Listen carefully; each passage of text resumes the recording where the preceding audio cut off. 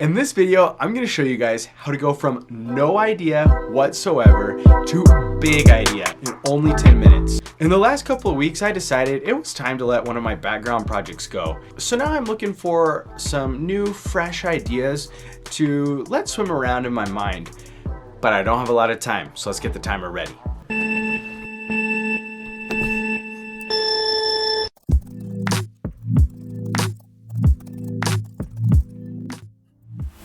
You might be saying, that's great that you can do that, Kevin, but not me. In that case, let me tell you my secrets. Number one, old ideas are fair game. The purpose of a brainstorm is to come up with new ideas, but there are no rules saying how you get to those new ideas.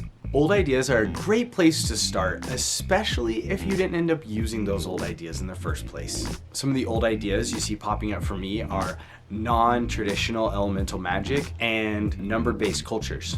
Number two, steal. Be the villain. When it comes to brainstorming, it's okay to take other people's ideas.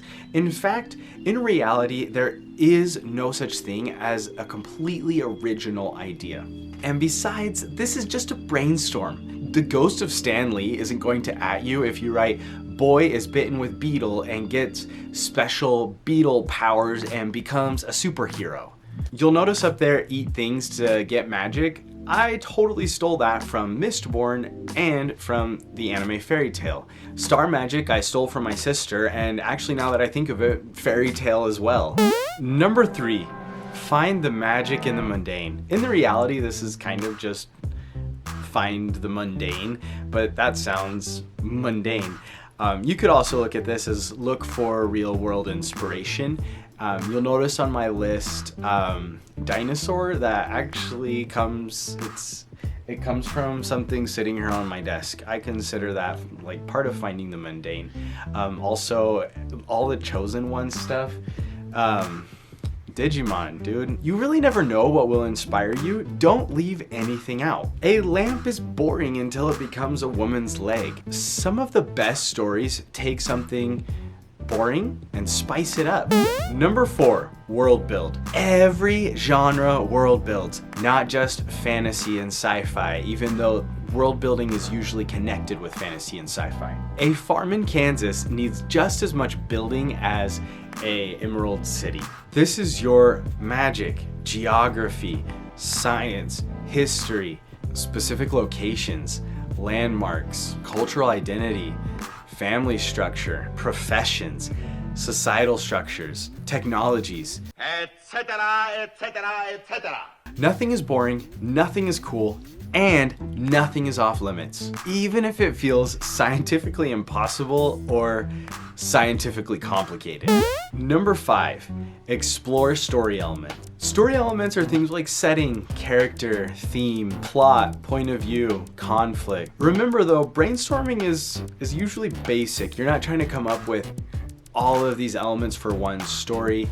You're just spitting out ideas, an interesting character, an unrelated theme. Though, if one inspires the other, awesome. You'll notice that as I'm brainstorming, ideas are piling on top of each other. That's fine, that's perfect, and sometimes that's how you're gonna get your best ideas.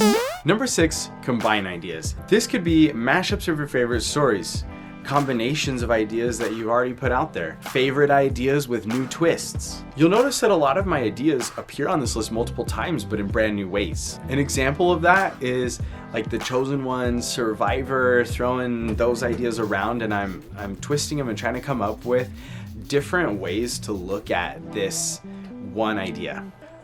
That's it.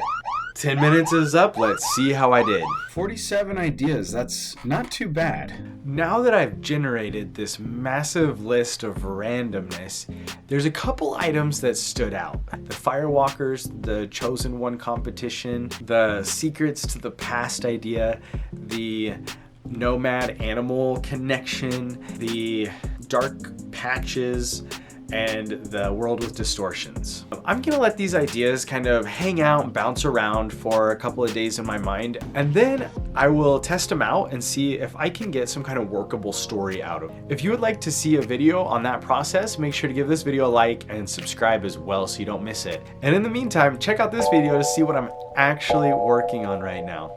And as always, Thanks for joining my adventure.